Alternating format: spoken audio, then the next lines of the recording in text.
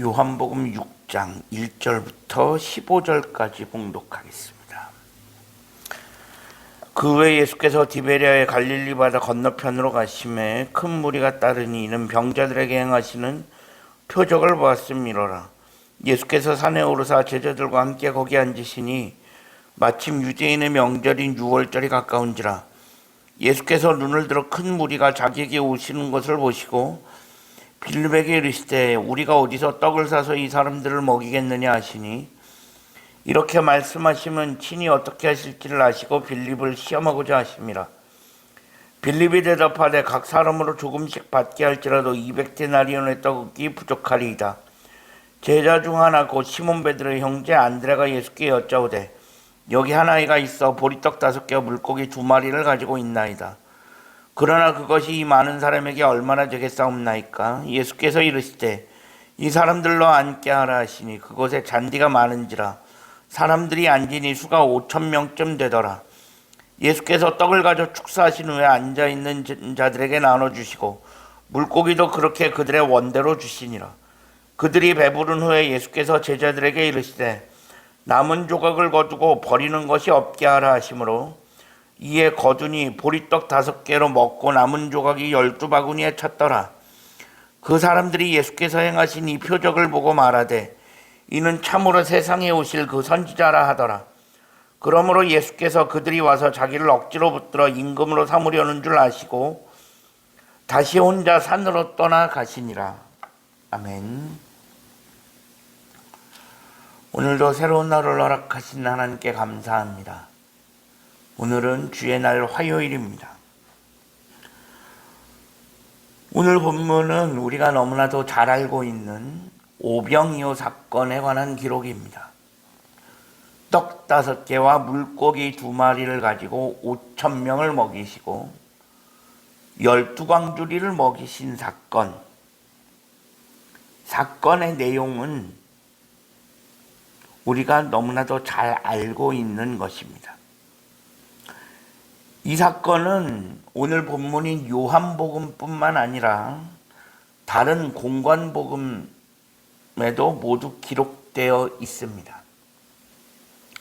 그런데 차이가 있다면 공관복음에서는 사건 자체, 그 사실에 대한 기록만 있을 뿐입니다. 즉 공관복음에서는 오병이어 사건의 팩트 그 자체만을 객관적으로 기술하고 있는 반면에 요한복음에는 사건에 대한 기록 자체도 공관복음에 비해 조금 자세할 뿐만 아니라 그 사건 이후에 일어난 이 오병이어 사건이 가지고 온 파장, 그 이후의 일까지 요한복음에는 모두 기록이 되어 있다는 것입니다.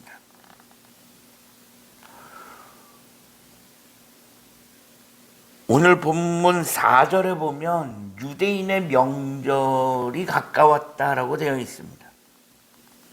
이 말은 오병이어 사건이 행해진 것도 유월절이라는 것입니다.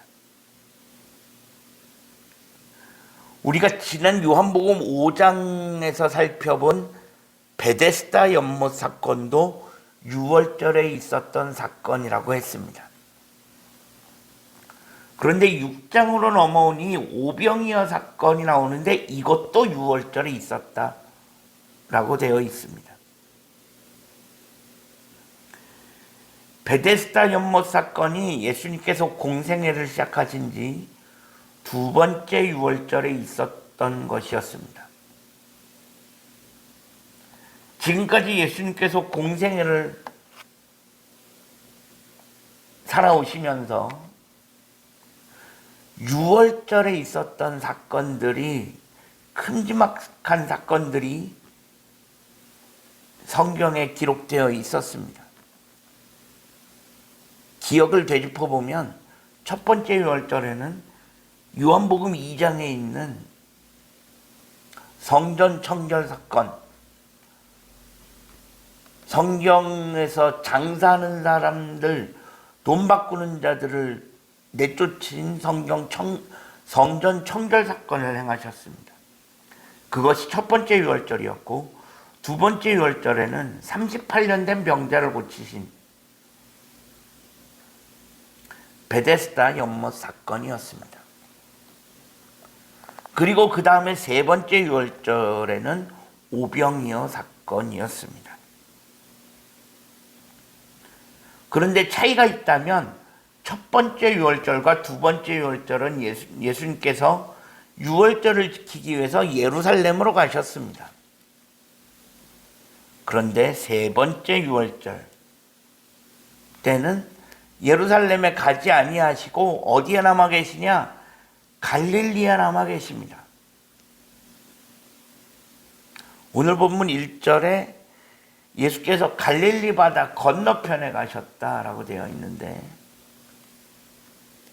예수님께서 유월절임에도 불구하고 예루살렘에 가지 아니하시고 갈릴리에 남아 계심을 알 수 있습니다. 그리고 거기서 오병이어 사건을 행하셨습니다.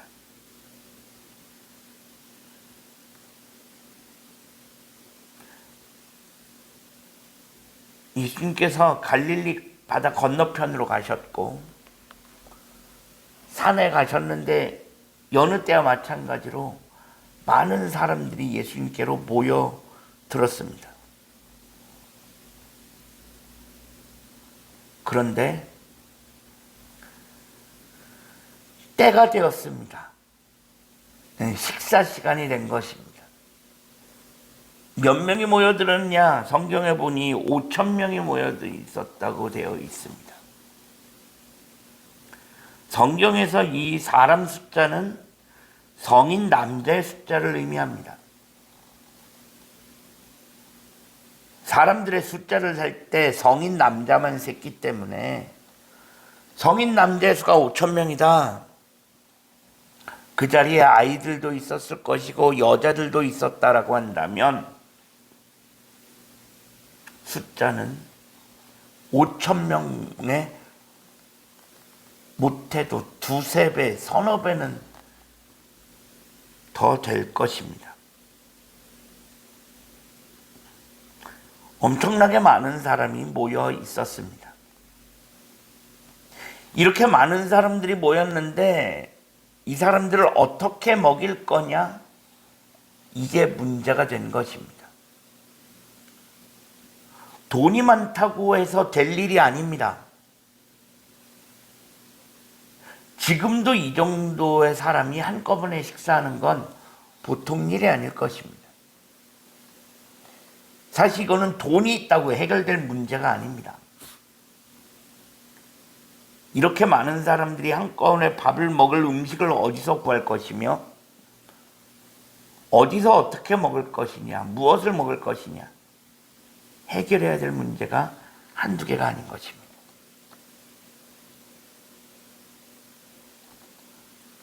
그때 예수님께서 떡 5개 물고기 2마리 가지고 그 자리에서 축사하시고 간단하게 이 문제를 해결하셨습니다.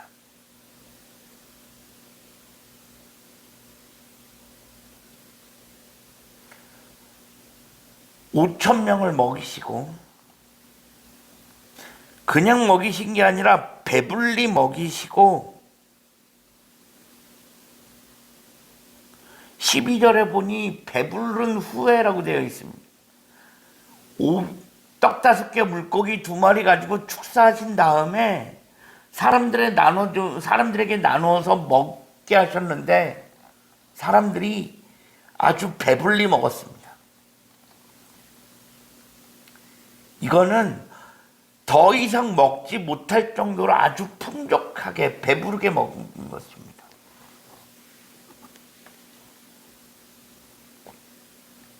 그리고 광주리를 12광주리를 거두었다라고 되어 있습니다.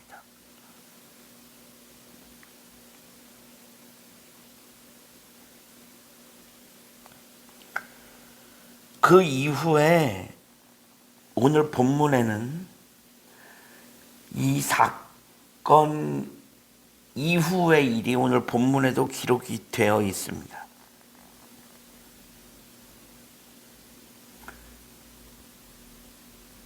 이렇게 오병이어 사건 이후에 사람들이 어떻게 했냐? 14절에 보니 예수께서 행하신 이 표적을 보고 말하되, 사람들이 예수님 이 표적을 보고서 야, 이 사람이다, 세상에 오신 바로 그 선지자,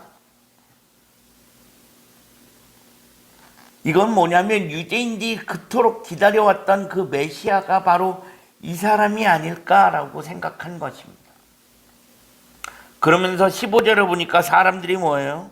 예수께서 사람들이 억지로 자기를 붙들어 임금으로 삼으려는 줄 예수께서 아셨다라고 되어 있습니다. 즉 사람들은 오병이어 사건 이후에 예수님을 왕으로 세우려고 했습니다. 왜 그랬을까? 이유는 간단합니다. 이 사람만 붙잡으면 먹을 것 걱정은 하지 않을 수 있기 때문입니다. 지금이야 먹을 것 걱정하지 않는 세상이지만 이 당시만 해도 사람들은 먹고 살아야 하는 게 가장 큰 문제였습니다. 그런데 이 표적을 경험하고 나니까 야, 이 사람만 붙잡으면 우리가 살아가면서 가장 큰 문제, 먹고 사는 문제 하나는 해결되겠다 싶었던 것입니다. 그래서 그 자리에서 예수님을 왕으로 삼으려고 한 것입니다. 그런데 예수님은 그것을 아시고 사람들을 피해서 또 자리를 떠나셨다라고 되어 있습니다. 어차피 예수님은 이 땅에 왕으로 오신 분이십니다. 본인도 왕으로 오셨고 사람들도 예수님을 왕으로 삼으려고 한다면 그냥 못 이기는 척 왕이 되어도 큰 문제는 없어 보입니다. 그런데 예수님은 그렇게 하지 않으시고 또 사람들을 피해서 떠나가셨다라고 되어 있습니다. 왜 그러셨을까? 이유는 간단합니다. 하나님의 방법이 아니기 때문입니다. 지금 예수님의 머릿속에는 십자가가 있습니다. 이게 지금 세 번째 유월절이라고 한다면 예수님께서 공생애를 시작하신 지 만 2년이 지났습니다. 햇수로 3년째 접어드는 것입니다. 그렇다면 예수님의 공생애를 3년 잡는다면 예수님에게는 이제 시간이 1년여밖에 남아있지 않습니다. 즉 예수님의 머릿속에는 이미 하나님의 방법, 그 십자가만을 가지고 계셨습니다.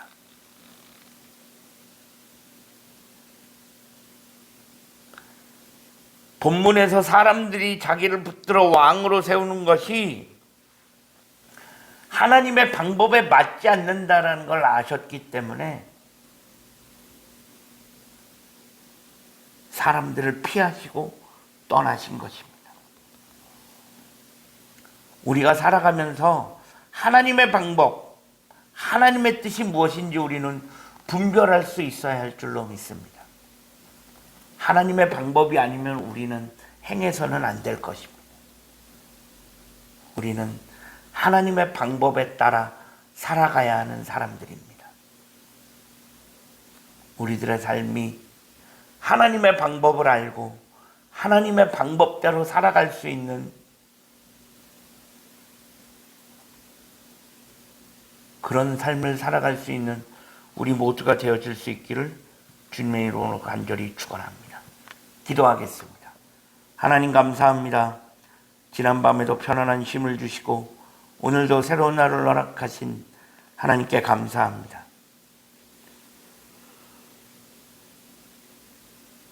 우리들의 삶이 하나님의 방법을 알고 하나님의 방법대로 따라갈 수 있는 그런 삶이 되어질 수 있게 하여 주옵소서.